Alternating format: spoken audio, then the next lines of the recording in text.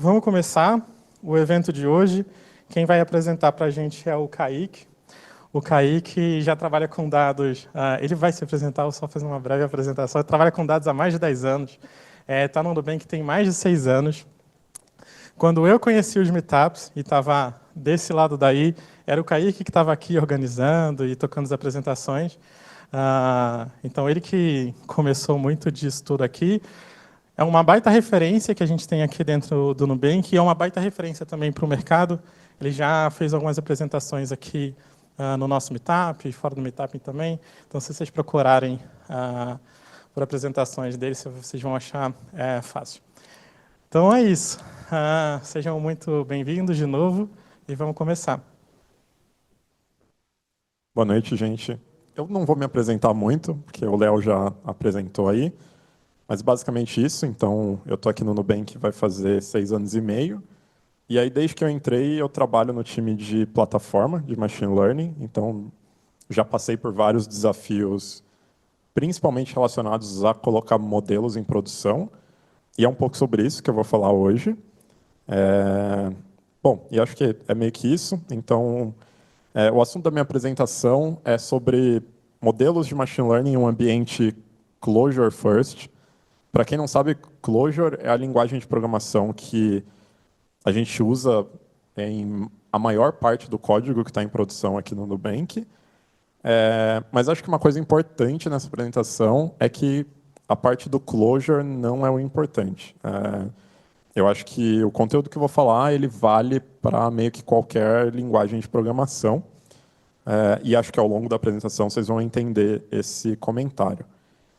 Para eu ter uma ideia assim mais ou menos de como que eu vou levar o conteúdo, quem já colocou modelo de machine learning em produção pode levantar a mão, só para eu ter uma ideia. Tá, então a gente tem umas 15 pessoas aqui para quem está online e não viu. Isso acho que é importante. Bom, então eu vou começar explicando um pouco sobre o problema que a gente estava tentando resolver quando eu cheguei nesse assunto. Então, acho que a gente tem essa primeira pergunta aqui, que é sobre o que é um software em produção, né? Então, em geral, para pessoas que não têm tanta experiência assim com colocar software em produção, você meio que tem essa ideia de que o software ele é basicamente o código. Então, eu escrevo um código e eu chamo aquilo de software indo para produção. Mas aí meio que vem essa dúvida de se isso realmente funciona no mundo real. Então, a gente pode começar olhando aqui para o software como primariamente o código que você escreveu. E aí a gente começa a olhar para outras coisas nesse universo de produção que eles vão começar a aparecer. Então, por exemplo, quando eu coloco uma API em produção, então você imagina lá que eu tenho um endpoint em que eu vou chamar e, por exemplo, ele traz o meu score de crédito. Então, uma das primeiras coisas que eu vou ter que tratar de problema é a autenticação. Eu não quero que todas as pessoas da internet possam se comunicar com esse software que eu coloquei. Eu quero só que, por exemplo, os serviços da minha empresa possam se comunicar com ele. Então, eu tenho esse tipo de coisa em volta no meu serviço. Eu posso ter também coisas tipo criptografia, então eu não quero ficar transmitindo dados sem criptografar, então por conta de segurança, né, eu não quero transitar o teu CPF, por exemplo, sem cuidar de criptografia, que ele poderia ser capturado no meio desse processo e usado de forma não segura. Eu também quero ter login de tudo que aconteceu, então é bem comum para um software em produção que para todas as chamadas, todos os eventos que aconteçam, eu tenho lá um arquivo de texto que eu falo tudo o que aconteceu e eu posso usar isso para debugar problemas ou para entender algum evento que tenha acontecido que é estranho. Eu também tenho testes em geral, então eu coloquei aqui testes de integração, porque eles são um problema maior, então eu quero saber se os meus diferentes softwares que eu tenho em produção, se eles se comunicam bem. Então eu acabo fazendo esse tipo de coisa. E aí eu coloquei aqui por último, meio genérico, eu tenho uma coisa chamada governança, e aí você pode imaginar como um guarda-chuvão cheio de conteúdo aí. Então eu tenho coisas tipo governança de dados, então eu tenho coisas tipo LGPD, ou governança de saber todos os serviços que eu tenho em produção, e alguma coisa meio que nessa linha. Então, meio que, na real, assim, o que é um software em produção, ele é esse conjunto de componentes, né? Então, ele é o meu código empacotado que eu mando para produção, e eu tenho esses outros componentes aí, então, que tem aqui nesse slide, que eles acabam fazendo parte do meu sistema. E aí uma coisa bem comum que acaba acontecendo, principalmente em empresas do tamanho do Nubank, ou até numa escala um pouco menor, é que eu passo a padronizar esses componentes. Então, eu não quero que toda vez que alguém coloca um software em produção, essa pessoa tenha que se preocupar com autenticação, com todo esse tipo de coisa. Então, eu acabo meio que padronizando esses componentes para que outras pessoas elas possam reutilizar esse tipo de coisa. Então, sei lá, eu coloco o meu modelo de machine learning em produção, eu quero ter o log de todas as predições que aconteceram por padrão e eu não quero ter que ficar repetindo esse processo. Então, isso é uma coisa que, ao longo do tempo, vocês vão acabar vendo que é bem comum de acontecer. E aí, tem uma parada que é super comum, é que esses componentes eles são escritos focando em uma linguagem de programação. E aí, para vários de vocês que já trabalham, vocês devem ter caído em algum universo em que a empresa de vocês usa uma linguagem que ela talvez não seja tão amigável com modelos de machine learning. Então, sei lá, você pode imaginar sei lá, o Clojure é um bom exemplo que a gente usa aqui no Nubank. Você poderia imaginar Java ou alguma outra linguagem. E aí vem essa pergunta, né, de tipo, o que acontece com esses componentes todos aí quando eu escrevo software em outra linguagem? E a verdade é que as peças elas param de se encaixar.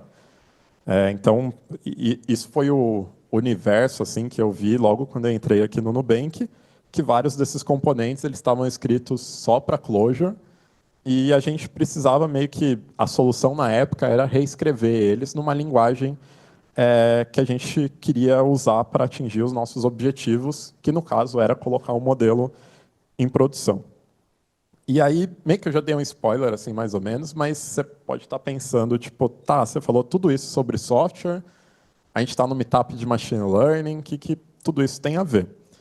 Então, mais ou menos o universo que a gente tem, bem comum, ele é esse aqui que está desenhado no slide. Então, eu tenho de um lado aqui o time, eu coloquei o nome de time de engenharia, mas você pode imaginar aí qualquer time que cuide desse tipo de coisa, com um ambiente em que eu tenho todos os componentes bonitos lá funcionando. Então, tenho deploy automatizado, tenho criptografia, etc. E você tem essa oposição do outro lado, que é o mundo de machine learning. Então, eu coloquei aí 3 linguagens que são comuns nesse universo. E é bem comum você não ter ferramenta nenhuma para colocar um modelo Python, um modelo R em produção. Só que a gente sabe que esse universo de machine learning ele está muito em volta dessas linguagens aí. Talvez eu tenha forçado a amizade com Julia, que acho que poucas pessoas usam hoje em dia, mas Python e R são linguagens ainda bem comuns. E aí é isso que rola. Então, um ambiente de machine learning ele fica sem suporte completo. E aí, quando você tenta fazer o deploy de alguma coisa, então você vai ter aquela barreira assim de que meu time desenvolveu um modelo, usou, sei lá, um Jupyter Notebook, desenvolveu esse modelo, eu preciso colocar em produção, se comunicar com todos os outros serviços, e é uma coisa super complexa. E aí vai ser bem comum vocês ouvirem soluções tipo refazer os componentes na linguagem que a gente quer usar. Então, tipo, eu vou refazer tudo de criptografia, tudo de autenticação em Python. Ou você vai ter uma outra sugestão também, que é bem comum principalmente quando as pessoas do seu time de engenharia elas não são tão familiarizadas assim com machine learning, que elas vão falar, por que a gente não usa, sei lá, .NET para fazer modelos? E aí tem o lado óbvio disso, que a academia não usa, né? Então a gente não tem tanto suporte. A gente vai meio que passar por esse universo aí. E aí eu vou falar aqui como a gente resolveu esse problema e vai ser um pouquinho de um tempo para contar a história, porque eu vou contar mais ou menos desde quando eu entrei no Nubank até a situação que a gente está aqui. E aí, quando eu entrei no Nubank, era esse universo que a gente tinha. Então, de um lado, a galera de Machine Learning usando Python para treinar os modelos, e do outro, esse ambiente de engenharia, que no nosso caso usa Clojure. Para quem não sabe, Clojure é uma linguagem de programação feita em cima da JVM, então ela é ali da família do Java, do Scala e derivados. Então a gente tinha um universo super robusto para Clojure e um universo vazio ali para Machine Learning. E aí a nossa primeira tentativa ela foi fazer algo desse tipo. Então, a gente replicou coisas de autenticação, criptografia e login para Python. Então, a gente foi lá, olhou como que era a lógica de tudo que já existia para Clojure e refez para Python. Isso funcionou por algum tempo, mas trouxe alguns problemas. Então, o primeiro deles é um problema bem relacionado com business, que é custo. Então, no nosso caso, a gente tinha um custo de engenharia super elevado, porque tudo que era feito de um lado, a gente tinha que ir lá e fazer de novo. Então, a galera fazia alguma coisa para Clojure, a gente ia lá e fazia para Python. No final, a gente também ficava com um ambiente incompleto, porque era super complexo de ficar replicando tudo que era feito. Então, nessa época ainda a gente tinha um descompasso do número de pessoas em cada time. Então, sei lá, em engenharia de machine learning a gente devia ter umas 10 pessoas e aí na engenharia a gente tinha tipo 200 pessoas, sei lá, 300 pessoas. Então a galera de engenharia era muito mais rápida do que a gente em fazer novas funcionalidades. E a última coisa, que era a que mais incomodava, era que sempre rolava mudança quebrante. Então, a gente não tinha uma linha de comunicação direta com a galera de engenharia, e o que acontecia era que, tipo, sei lá, eu mudei criptografia, porque por algum motivo o que a gente usava não servia mais, e aí o que era de Python simplesmente parava de funcionar, e em geral a gente descobria essas coisas em produção, que é o pior cenário possível. Então, nesse momento, meio que foi mais ou menos a época que eu entrei no Nubank, a gente começou a entender que era um caminho não escalável. E aí a gente foi para a solução atual, ela foi evoluindo ao longo do tempo, mas o que a gente fez foi basicamente tentar unir os dois mundos. Então, eu coloquei machine learning mais engenharia. Então, a gente usa esse conceito chamado de sidecar, que eu vou explicar com mais cuidado daqui a pouco. Mas, basicamente, a gente deploya um serviço Python do modelo e um serviço Clojure em conjunto. E aí o serviço Clojure ele faz a interface com todo o resto da nossa arquitetura e a gente mantém algumas coisas a nível de modelo. Então, por exemplo, eu faço a gestão de governança dos modelos no universo Python, faço teste de integração ali também, mas me aproveito de coisas que existem para Clojure. E aí, esse é o desenho simplificado, mas bem completo do que é um sidecar. E aí vocês fiquem à vontade de mandarem dúvidas para esclarecer esse desenho, mas aqui no Nubank a gente usa Kubernetes para fazer o deployment de todas as coisas. E Kubernetes, você pode imaginar ele como um sistema de orquestração de containers Docker. Para quem não sabe o que é um container Docker, ele é basicamente uma forma de empacotar software e eu empacoto o ambiente completo. Então, eu tenho uma forma de mandar para produção o meu ambiente com todas as bibliotecas instaladas, com o meu código instalado e tudo mais. E aí no Kubernetes a gente tem esse conceito de pod, que ele é um conjunto de containers. Então, no nosso desenho aqui, eu tenho 3 containers, que ele é o container de sidecar, o container do modelo e esse blocão aí que eu coloquei outros containers que possam estar rodando. E todas essas 3 coisas elas vão para deployment em conjunto. E aí o que acontece é que esse serviço de sidecar, ele é um serviço super simples, que ele recebe chamadas, e aí uma chamada você pode imaginar que é algo do tipo, eu quero saber se essa transação ela é fraudulenta ou não. Esse serviço ele tem 0 contexto do que é uma fraude, do que é uma transação. Ele só recebe essa chamada e manda para o modelo. Então, ele vai recebendo as chamadas e vai falando para o modelo, olha, roda isso aqui, que eu não sei o que é, mas eu vou esperar a resposta. E ele que faz a comunicação com o resto da nossa infraestrutura. Então, por isso que tem esse loop aí de respostas e chamadas no nosso desenho. E aí a gente se aproveita de tudo que tem em Clojure. Então, toda chamada que eu recebo, eu faço login dela, a criptografia está nesse esquema, a parte de autenticação também. E aí a comunicação com o modelo, ela acontece no localhost. Então, eu não tenho rede, não tenho internet deixando esse processo lento, ele acaba sendo super rápido. E a parte do modelo, ela meio que ficou simplificada, porque a gente removeu essas coisas de criptografia, de autenticação.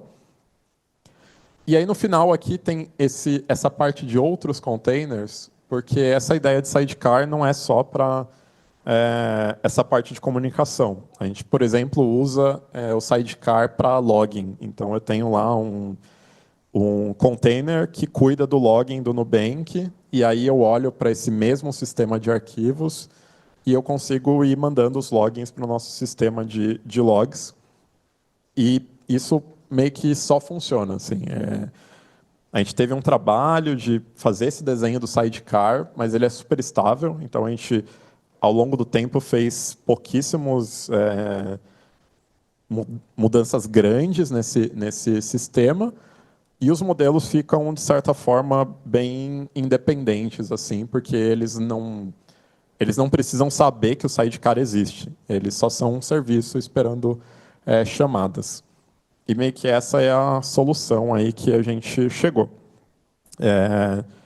E aí aqui tem algumas coisas destacadas, né? Então, a primeira delas é que essa solução reduziu a duplicidade de código. Então, toda aquela coisa que a gente fazia de ficar reimplementando algumas coisas, ela deixou de existir.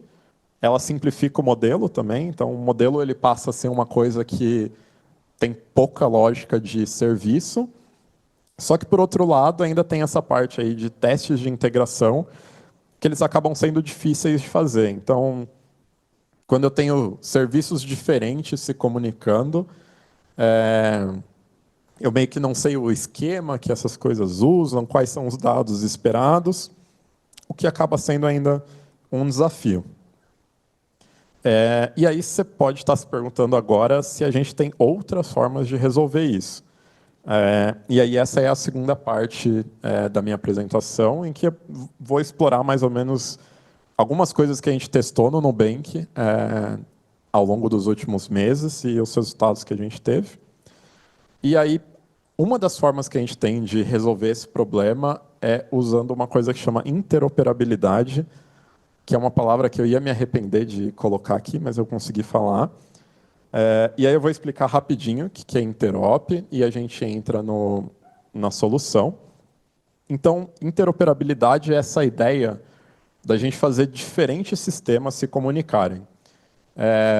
Acho que a forma mais simples da gente entender o que é interoperabilidade é pensando em coisas como SQL, como XML ou JSON, que elas não dependem da linguagem de programação. Então, isso é um formato escrito, né? Então, ele é um formato de dados que eu posso escrever um arquivo XML e ler esse arquivo num sistema escrito em Java ou ler esse arquivo em um sistema escrito em Python. E o protocolo é o mesmo, então ele tem uma padronização ali. O SQL é meio questionável aqui, porque tem 1000 formas de 1000 SQLs suportados, mas os SQL ANSI ele é um padrão, e isso é meio que o caminho que você pode ir para solucionar. E aí vem a outra pergunta, se existe alguma coisa assim para modelos. E sim, a gente tem, e ela chama Onyx. Tem algumas outras, mas eu vou focar nessa, que foi a que eu testei por mais tempo e meio que tem uma demo preparada e tudo mais. Mas o Onyx ele é um formato aberto para interoperabilidade de modelos. Vocês podem ver ali que no nome ele tem Open Neural Network Exchange. Ele não é focado só em redes neurais. A gente consegue serializar alguns outros modelos. E uma parte super legal é que o formato ele é aberto. Isso é super importante. Então, no caso, esse projeto ele é gerenciado pela Microsoft, mas ele é um projeto open source. Então, você pode estender ele. A gente tem acesso completo a documentação dele, como ele funciona e tudo mais. E, basicamente, ele representa um modelo de machine learning ou de IA como um grafo de operações. E aí eu vou mostrar um exemplinho depois do que seria esse grafo de operações. Mas ele é uma forma padronizada de você treinar teu modelo, independente da linguagem, e empacotar ele como esse formato de dados aí, padronizado. Aí aqui tem um desenho como isso poderia funcionar. Você pode fazer isso de várias formas, eu só peguei uma ideia de exemplo. Então, eu coloquei ali no começo, naquela caixinha escrita treinamento no canto esquerdo, o que geralmente é um treinamento de modelos, né? Então, eu tenho ali uma sequência de operações. Então, por exemplo, eu carrego meus dados, faço engenharia de features, treino o modelo, faço alguma avaliação e geralmente tem essa última etapa que é persistir o meu modelo. No nosso caso, aqui no Nubank, hoje a gente serializa tudo usando o Pickle, que é uma forma de serializar o estado de uma aplicação Python. Mas aqui no exemplo eu estou mostrando como que seria usando o Onyx. Então, a persistência seria para esse formato padronizado de modelos. Para quem tem um pouquinho mais de conhecimento aí nos formatos interoperáveis, ele segue o padrão do protobuf. Protobuf é um protocolo que o Google, se eu não me engano, criou, que define esse tipo de operação entre sistemas. E aí a graça aqui é que o modelo está serializado como Onyx, e aí eu carrego ele direto no meu serviço Clojure. Então eu tenho um desenho aqui em que a inferência do modelo, né, então eu fazer a predição de se é fraude ou não, né, pegando o meu exemplo, ela acontece só lendo esse arquivo. Então eu não tenho conhecimento algum do que está acontecendo do lado Python.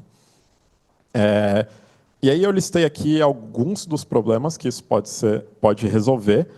Então, a primeira delas é sobre compatibilidade. Então, quem já colocou código Python em produção sabe que é extremamente complexo cuidar de dependências. Na verdade, você nem precisa ter colocado código Python em produção. Pode ser na sua máquina, se você tentou instalar, sei lá, o Pandas e alguma outra biblioteca, e aí quebra tudo e coisas estranhas acontecem. No caso do Onyx, a gente tem uma dependência só. Então, tem uma biblioteca que chama Onyx Runtime, que é a biblioteca responsável por rodar a inferência. E a única coisa que você precisa garantir é a compatibilidade entre a versão do artefato Onyx salvo e a versão do runtime, que é relativamente simples. Ela tem compatibilidade com versões anteriores. Então, é algo super interessante assim, para a gente não precisar ter esse universo em que eu dependo de versão de Python, de versão de outras 1000 bibliotecas. Outra coisa que é legal é eu ter essa ideia canônica, né? Então, voltando aqui no nosso desenho, esse sistema aqui que eu desenhei de inferência, ele pode ser um sistema só para a tua empresa. Não recomendo isso, porque se esse sistema cair, todos os seus modelos vão cair, mas você pode ter essa ideia de que ele pode ser um código só que eu uso em várias deployments diferentes aí de inferência. E eu não preciso ficar alterando ele para cada modelo que eu tiver. E eu também nem preciso me importar, por exemplo, se o código que treinou meu modelo ele é feito em R, ele é feito em Python. Eu só preciso saber que ele é compatível com Onyx. Então, eu ganho essa ideia de um serviço único, uma forma única de servir modelos. E a última coisa que eu coloquei aqui é essa expressão de tempo para o mercado, né? Ou time to market aí que a galera usa, que é uma ideia de que eu consigo reduzir o tempo que eu levo para colocar um modelo em produção.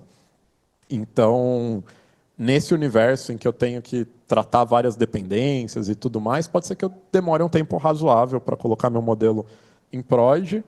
E se eu tiver um ambiente super padronizado, eu consigo reduzir bastante esse tempo, que pode ser interessante para algumas aplicações, tipo, sei lá, fraude, de novo, que é um ótimo exemplo.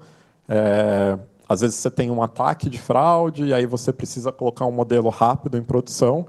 Nesse cenário, é favorável, assim, porque você só troca o artefato Onyx ali e segue o jogo, então é super vantajoso.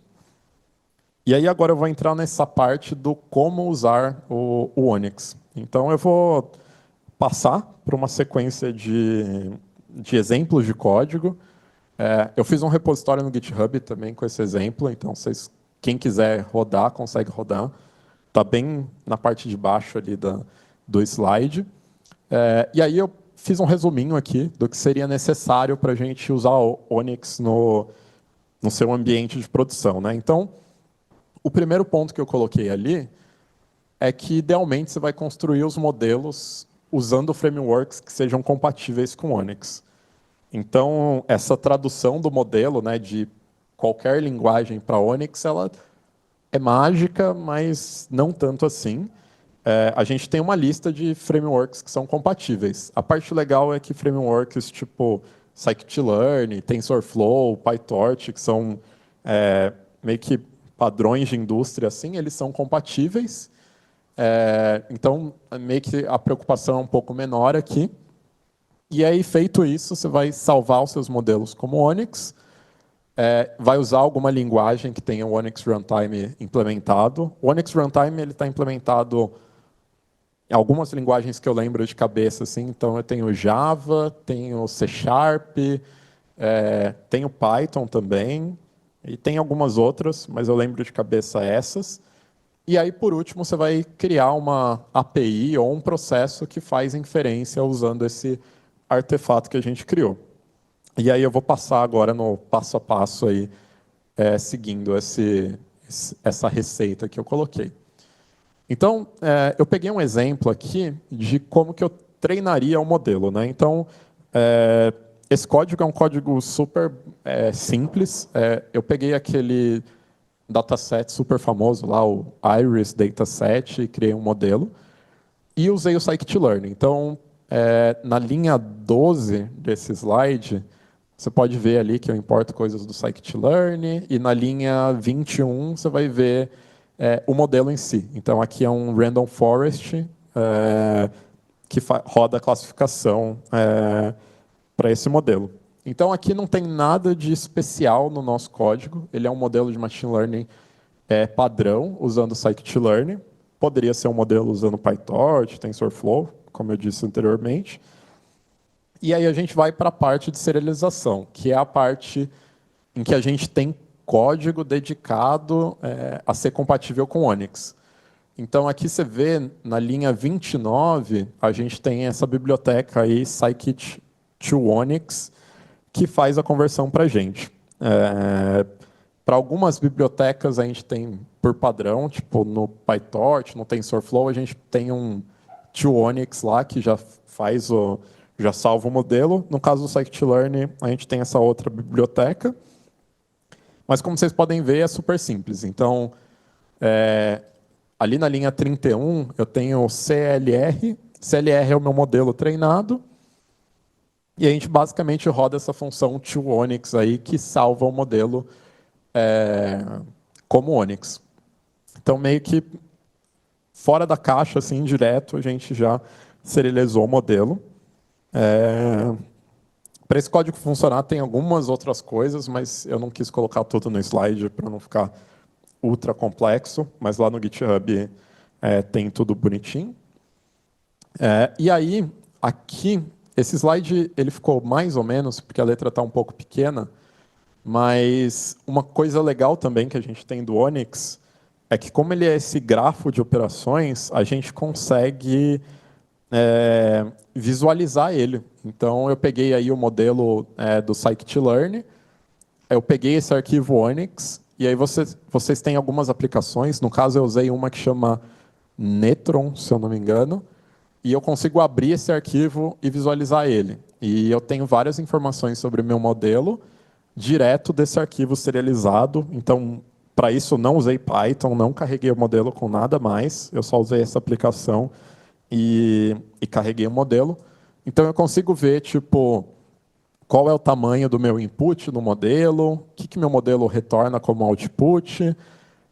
Eu consigo ver que ele é uma handle forest. Então, eu ganho todas essas informações direto do arquivo do modelo, que é bem interessante para várias aplicações. Você pode imaginar para governança, eu consigo ler esse arquivo e de alguma forma explicar meu modelo e tudo mais.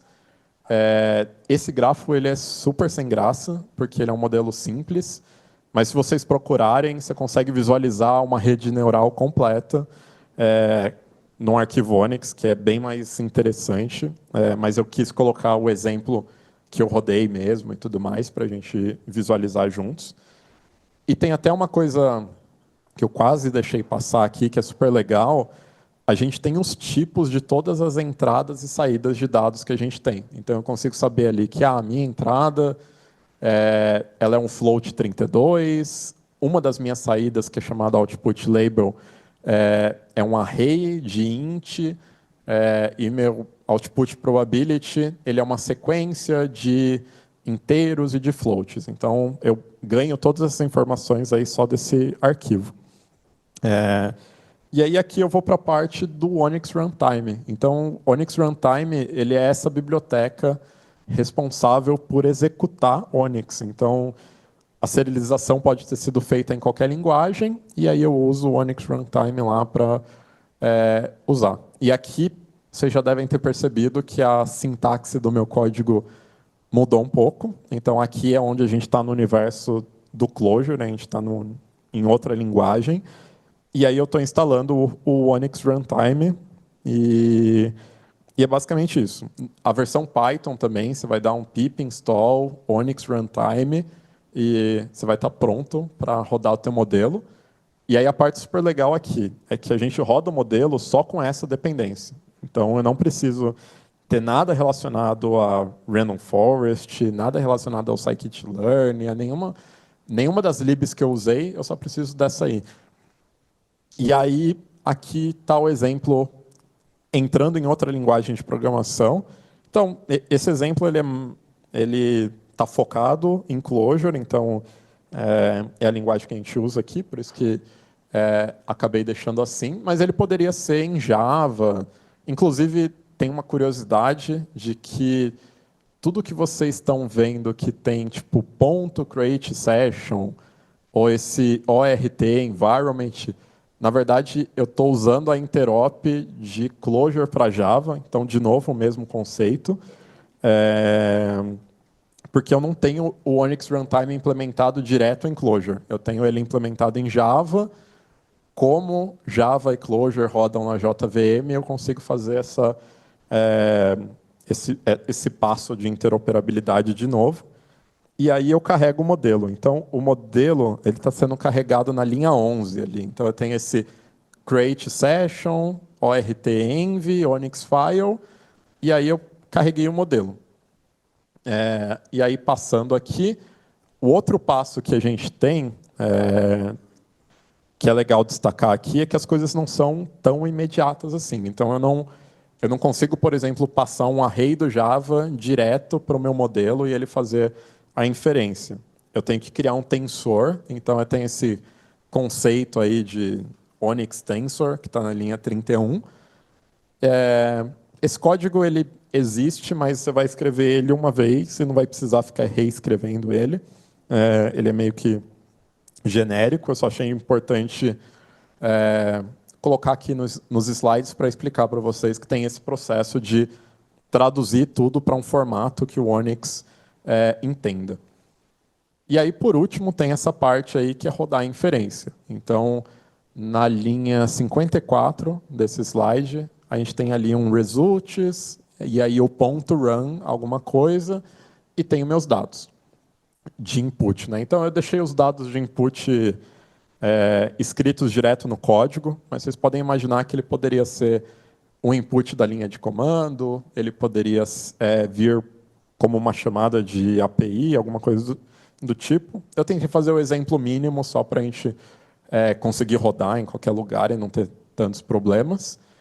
E aí, ali na linha de baixo, que as letras estão em azul, eu tenho o output. Está super pequeno de ler, mas confiem em mim, tem um output ali, ele retorna a label do modelo, né? Então, eu tinha falado lá que nosso modelo retornava uma label e uma probabilidade, e aí ele retorna as duas coisas aqui.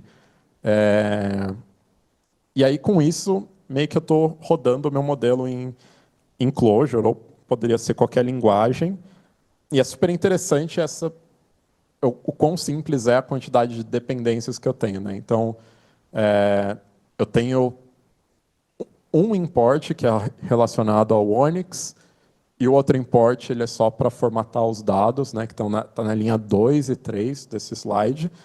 Mas, fora isso, eu rodei meu modelo. E no universo Python ou em qualquer outro universo que você tiver inserido, a quantidade de imports pode ser muito grande. Então, eu vou importar, sei lá, o scikit-learn para carregar meu modelo e coisas do tipo. Então, isso acaba simplificando bastante. E aí tem aqui, eu pulei um slide, eu não queria estar nesse slide agora, mas o spoiler é que a gente não está usando isso ainda, e eu vou explicar o porquê. Já que eu caí nesse slide, eu vou falar sobre os porquês. Então, a gente tem alguns desafios relacionados a usar esse tipo de coisa.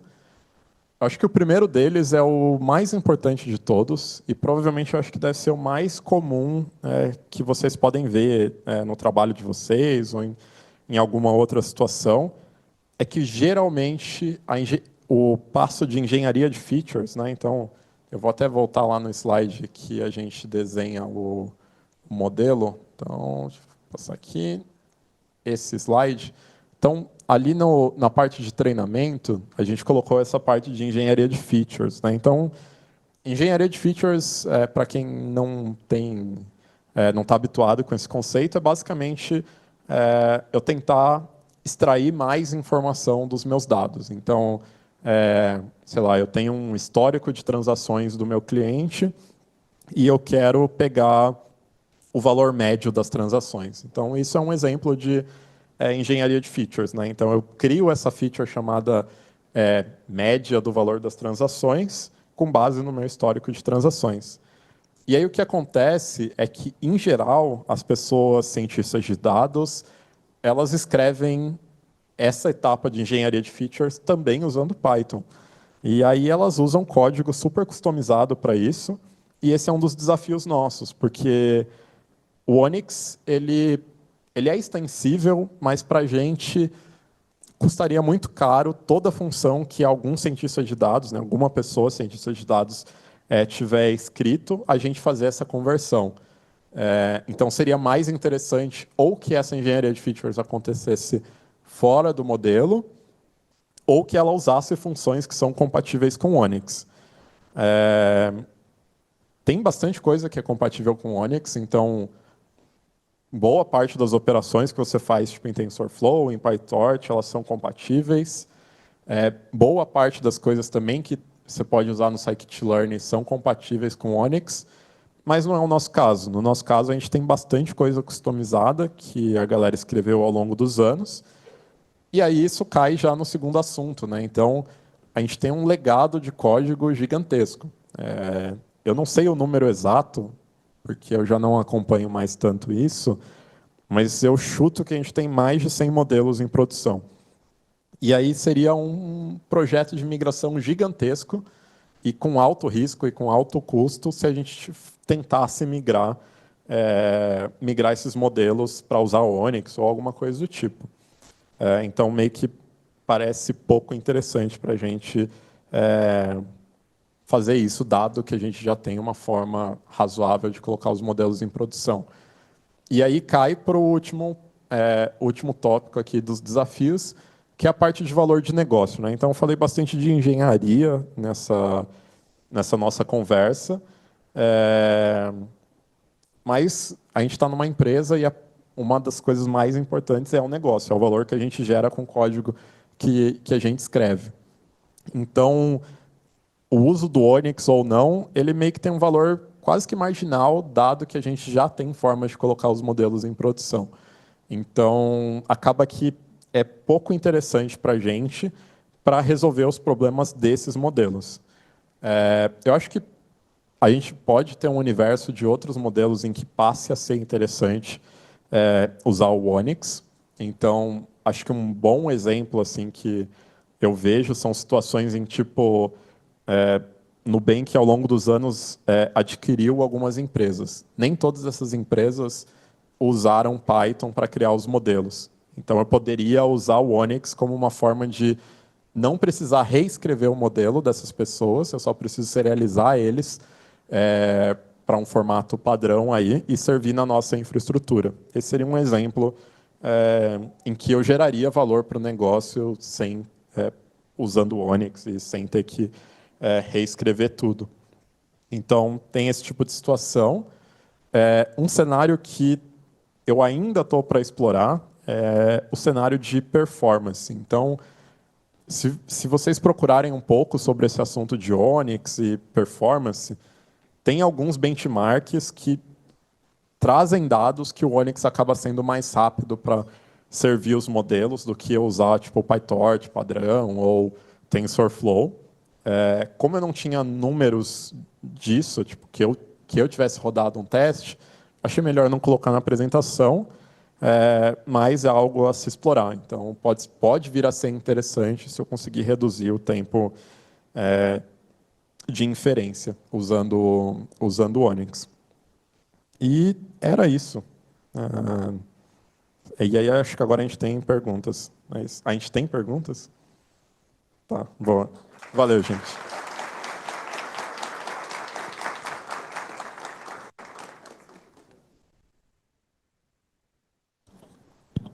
Bom, gente, agora a gente tem de 15 a 20 minutos para perguntas. Vamos começar com perguntas presencial aqui, depois a gente vai para o Zoom. A gente só tem um microfone, então quem quiser perguntar pode levantar. Já tem gente lá atrás que levantou a mão. Bom, eu vou jogar o microfone para vocês e aí vocês passam para o próximo, tá? Vamos começar aqui? Quer começar? Pode começar, a gente depois passa para lá. Oi, tudo bem? Prazer, Kaique. É uma pergunta meio de iniciante, desculpa, mas teve um momento do slide que você falou sobre IA, depois você falou sobre Machine Learning. Qual a diferença entre IA e Machine Learning? Eu achei que era a mesma coisa. Alô? Bom, voltou. Para quem não ouviu, a pergunta dela é sobre a diferença de IA e Machine Learning. É uma boa pergunta, eu coloquei de propósito mesmo, como coisas diferentes. A ideia geral é que uma é um subconjunto da outra, então IA sendo uma coisa mais geral e Machine Learning sendo um subconjunto dessas coisas. Então, IA meio que engloba tudo que é Deep Learning, mais Machine Learning. E Machine Learning, você pode pensar, vou simplificar aqui, mas você pode pensar em coisas como uma regressão linear, como uma Random Forest, que eu peguei o exemplo, como técnicas de Machine Learning. E aí, Deep Learning é todo o universo que a gente tem de coisas que usam, tipo PyTorch, TensorFlow. Estou dando uma simplificada para não ir muito longe. E aí, em IA também, a gente tem todos os tópicos que a galera fala hoje em dia de IA generativa, de LLMs e derivados. Então, meio que eu faço essa quebra só para dar uma diferenciada que serve para as duas coisas. Assim. E, Então, eu consigo tanto serializar uma coisa super simples, que seria tipo uma regressão linear, em que eu serializo tipo, os pesos da minha regressão linear, quanto eu serializo uma coisa mais complexa, como uma rede neural, ou até os modelos super sofisticados que a galera está fazendo hoje em dia, de LLM e tudo mais. Inclusive, eles são modelos que é comum achar eles como Onyx e tudo mais, você consegue fazer o deployment. E aí foi mais por isso que eu fiz a diferença. Mas é legal que você fez essa pergunta, porque foi de propósito. Bom. Dá para me ouvir? Beleza. Quando você mostrou a console do Onyx, eu vi que tinham ponderações no grafo. Eu queria entender se esse grafo do Onyx é ponderado ou se aquela interrogação significa outra coisa. Tá, beleza. Para quem não ouviu, a pergunta foi sobre esse slide, né, que eu tinha, que a gente tem umas interrogações aqui, e a dúvida era se essas interrogações elas são ponderações no gráfico ou não, no grafo ou não. Nesse caso, no que está representado aqui, a interrogação ela é sobre as dimensões que eu estou retornando. Então, eu vou apontar aqui, vai ficar feio, mas eu tenho aqui uma interrogação x4. Ela é a dimensão de que eu posso ter qualquer quantidade de linhas, mas eu sempre tenho 4 colunas nos meus dados. E essa aqui é que eu vou retornar qualquer quantidade de linhas. Então, é essa representação. Mas, como é um grafo, eu chuto que para algum universo eu vou ter esse grafo com pesos e tudo mais, mas não é o caso desse exemplo. Esse exemplo é só as dimensões mesmo que eu estou retornando os dados. E aí ela até aparece aqui. Ela aparece aqui também como float 32, e aí eu tenho uma interrogação, e o 4, que é a dimensão da minha matriz, né, do meu array que está representado. Mas é isso. Obrigada. Boa.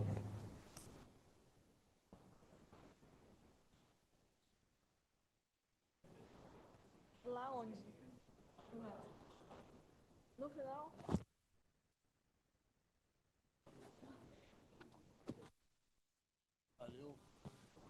Boa noite, Kaique, boa noite a todos. Kaique, eu tenho uma dúvida. O Onyx seria uma biblioteca que trabalharia em junção com Python? Tá. A pergunta foi se o Onyx é uma biblioteca que trabalha em junção com Python. Você pode pensar no Onyx como 2 componentes diferentes. Então, eu tenho o Onyx como formato de serialização, então, que aí é o lado que aparece em Python, no exemplo que eu dei, e ele pode aparecer em outras linguagens também. E eu tenho o outro lado, que é o Onyx Runtime, que é de execução. E no meu exemplo eu coloquei só em Clojure, mas ele também está disponível em Python e tudo mais. Então, ele é uma biblioteca que existe em várias linguagens de programação. No site do Onyx, ele tem uma matriz lá que mostra tipo, para quais linguagens está disponível para inferência e para quais frameworks está disponível para serialização. Então, meio que ele aparece nos 2 universos. Hein? Beleza? Boa.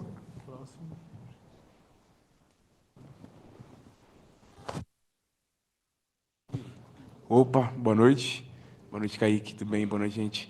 Então, Kaique, tudo bem? Eu queria perguntar sobre a questão daquele programa que você abriu o grafo do Onyx, né? Aquilo era um software que o próprio Onyx utiliza ou era alguma versão, uma extensão de um VS Code, por exemplo, ou algo do tipo?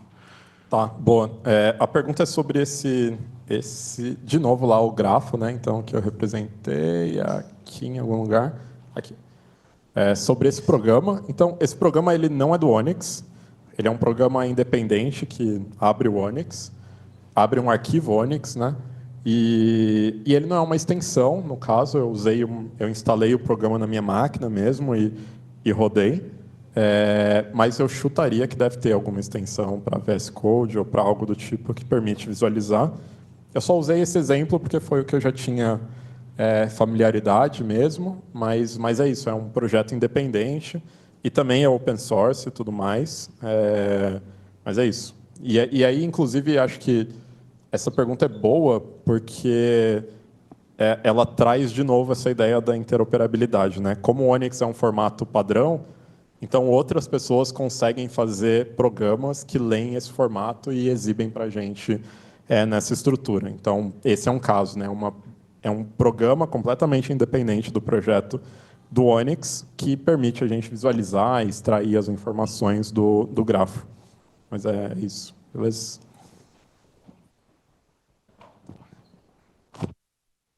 Tem uma pergunta lá em cima, Léo. E tem aqui também. Bom. Boa noite, Kaique. Eu tenho uma dúvida um pouco menos técnica, tá?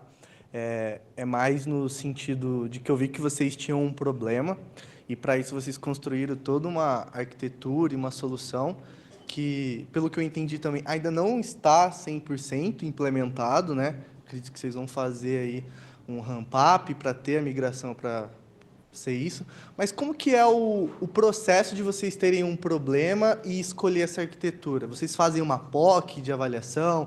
É um plano AB? Nossa, vamos testar isso aqui, vamos construir essa solução? Ou alguém levanta a mão, e se a gente tentar com o Onyx? E do nada aparece um mago lá e fala, vamos? Como que é esse processo de resolver esse tipo de problema, escolher arquitetura, nesse contexto aí que vocês trouxeram? Boa. Bacana a pergunta. Fico feliz que você percebeu a separação entre problema e necessidade. De novo, de propósito, na apresentação.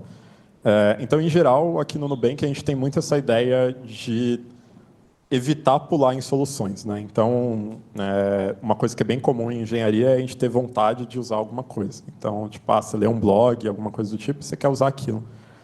No geral, o que a gente tenta fazer é essa ideia de mapear problemas. E aí, os problemas eles surgem de várias direções. Então, eles podem surgir de usuários reclamando de alguma coisa. Então, eu vou ter lá um conjunto de coisas, tipo, a inferência do meu modelo é lenta. É muito difícil eu colocar um modelo em produção e coisas desse tipo. Ou eles podem vir também do nosso time. Então, às vezes, é o time de plataforma que fala, putz, é muito difícil dar suporte para essa parada, alguma coisa do tipo. E aí a gente tem essa lista de problemas e a gente meio que prioriza eles com alguma métrica de impacto. Então, tipo, em geral, vai ser alguma coisa relacionada ao negócio. Então, ou vai ser horas de engenharia, ou vai ser sei lá, dinheiro que eu perdi com alguma coisa de fraude, porque eu demorei para colocar o modelo em produção. E aí, com base nisso, a gente parte para uma ideia de descoberta. Então, a parte de descoberta é essa hora que a gente vai explorar possíveis soluções, né? Então, que nem aqui nesse cenário, a gente apresentou algumas possíveis soluções, né? Então, eu teria, tipo, reescrever tudo em Clojure, refazer tudo em Python, usar o Sidecar, usar o Onyx, eu teria todo esse conjunto de possíveis soluções. E aí o passo seguinte é, de fato, testar. Então, eu faço uma POC, faço alguma coisa do tipo, e eu deveria ter alguma métrica de sucesso. Então, tipo, se eu estou falando de tempo para colocar o modelo em produção, eu vou tentar fazer com que essa POC, o meu tempo seja menor do que o tempo atual. Ou se é o tempo de inferência, também vou tentar fazer esse tipo de coisa. E aí a gente vai avaliando as melhores soluções, assim. E também, em geral, vai acabar tendo um fator de viabilidade das coisas. Então, às vezes eu vou ter uma solução que ela existe, mas ela não é viável para o universo que eu estou inserido. Sei lá, ela é muito cara, ou ela não é compatível com o que a gente usa. E aí, meio que esse é o caminho, assim. Foi bem genérico, assim, mas é um caminho comum que eu vejo acontecer no Nubank. Meio que isso. Boa. Obrigado. Boa. Antes de ir para a próxima pergunta presencial, tem uma aqui no Zoom, pode ser? O Felipe está perguntando, no caso de modelos que fazem inferência em batch, a etapa de feature engineering não poderia ser integrada à ETL, permitindo assim o uso do artefato Onyx em produção? Pode. Essa é uma pergunta legal também. Eu estou falando isso para todas as perguntas, né? Eu vou parar, porque está ficando repetitivo. Mas pode. Inclusive, no nosso caso, eu vou fazer propaganda das minhas apresentações. Há muito tempo atrás, eu apresentei sobre como a gente serializava os modelos para eles serem usados em escala.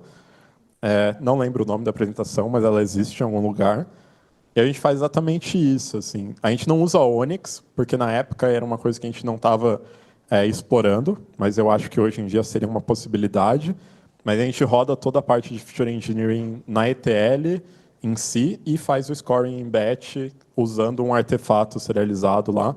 No nosso caso, como a gente tinha muitos modelos que usavam LGBM, a gente usou a serialização padrão do LGBM, que ela era compatível com a lib synapse.ml do Spark, e a gente conseguiu rodar. Mas é um caminho super viável, assim, e ele é muito mais simples do que o caminho para real-time mesmo. Legal. Mais alguma pergunta aqui? Lá atrás, que faz um tempo aqui. Boa noite, Kaique. Boa noite a todos. Kaique, a minha dúvida é em relação à IA generativa.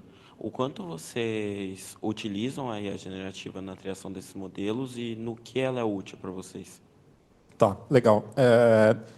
Assim, eu diria que para várias coisas que eu falei hoje, para vários modelos que a gente tem em produção, e aí generativa não foi usada, porque é uma parada recente, a gente já tem muitos modelos que existiam antes disso.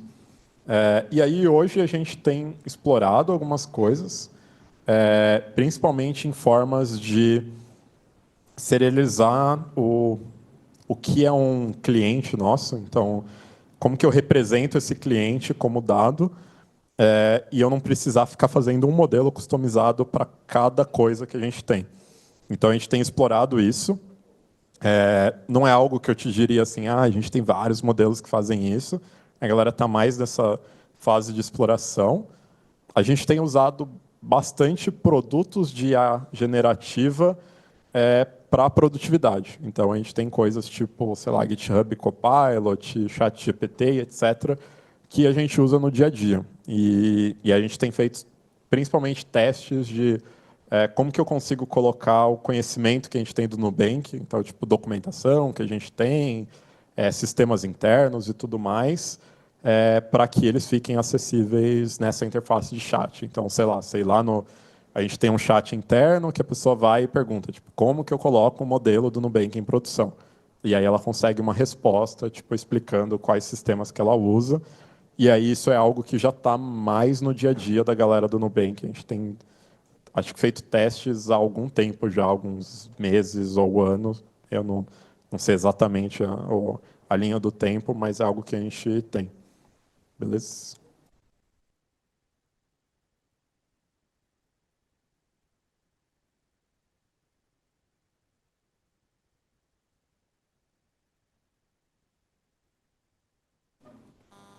Tá me ouvindo?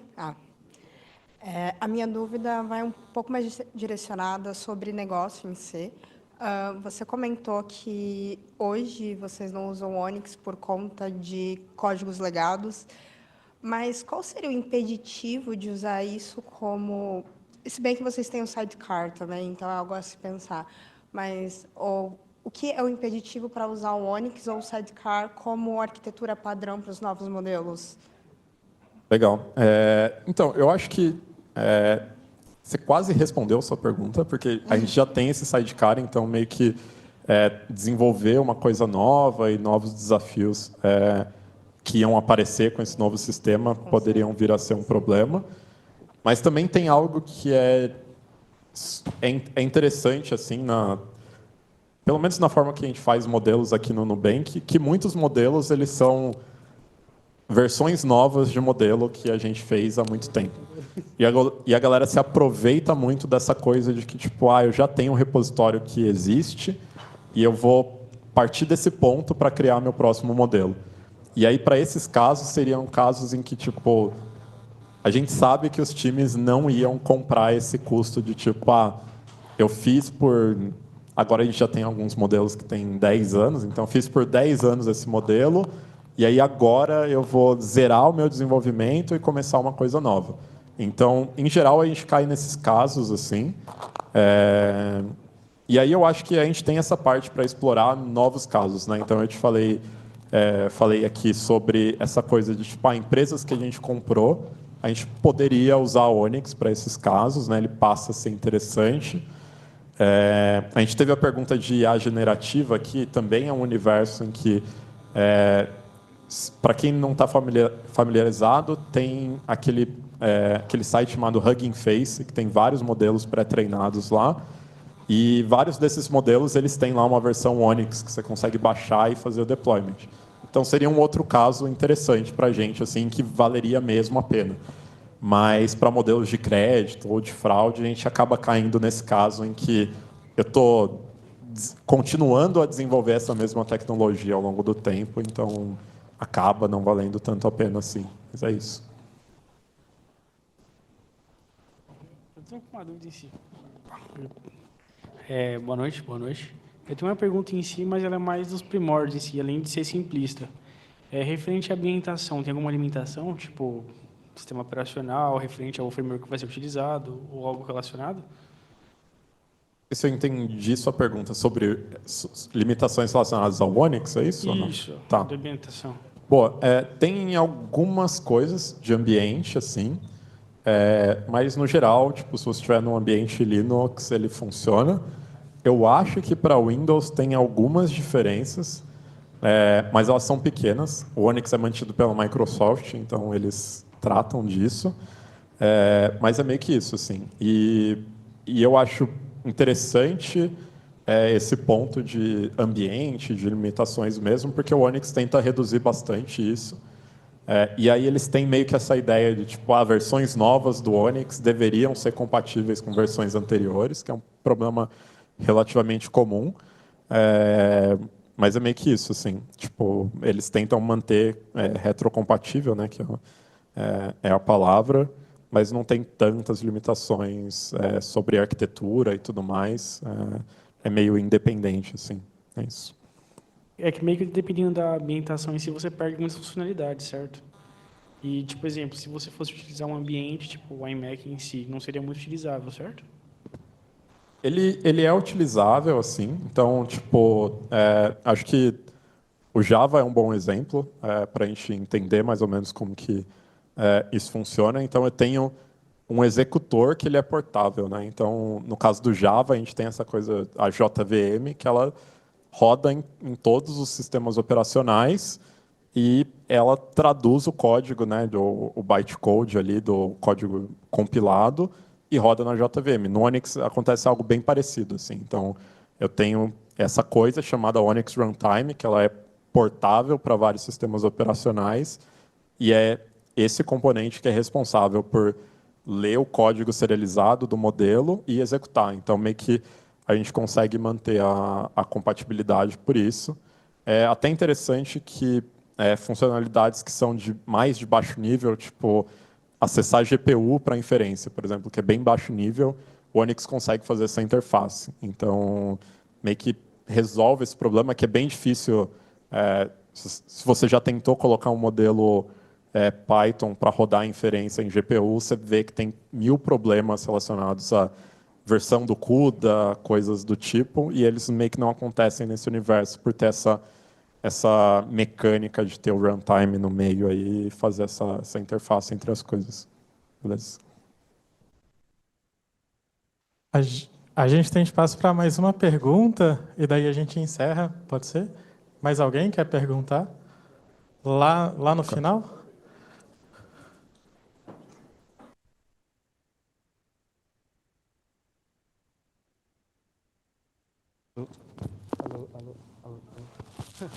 Alô, oi. Eu queria saber o que é esterilização que você falou tanto. Não sei se eu entendi.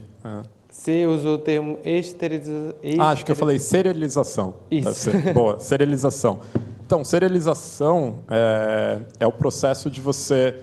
Então, geralmente, o que acontece eu vou falar no contexto da apresentação, né? Mas geralmente o que acontece é eu treino o modelo e ele vai estar lá como um objeto na linguagem de programação que você está usando. Então, ele está em memória ali, ele é tipo uma variável no seu código, né? No seu sistema.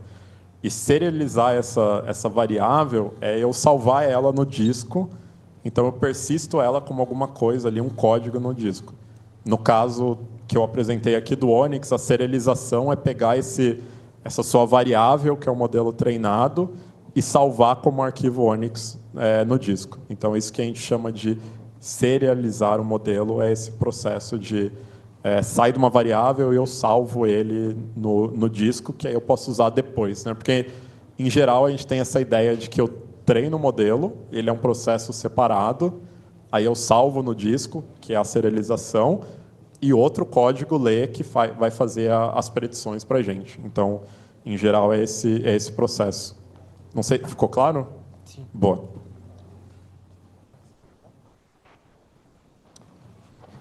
Bom, gente, a gente já está no nosso horário, então eu vou encerrar. A gente tem mais 20, 30 minutos antes da gente desocupar aqui o auditório.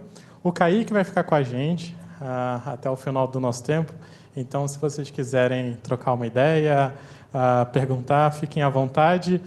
A gente ainda vai ter pizza aqui no final, tem pizza doce. Então, se você comeu na entrada, na saída tem doce, não vai embora. E é isso. Feliz que vocês toparam participar dessa edição do Meetup com a gente, numa terça-feira à noite, chovendo em São Paulo. Então, estou muito contente que vocês decidiram vir e que a preguiça não falou mais forte. É isso, gente. Muito obrigado e até a próxima. A gente tem Meetup todo mês. Mês que vem vai ser online. E no mês seguinte, a gente volta a fazer presencial. Então, se você veio, gostou, volte no mês que vem, online, pelo Zoom. No mês seguinte, presencial. Provavelmente vai ter pizza, mas não posso prometer. Vai ter pizza pelo Zoom?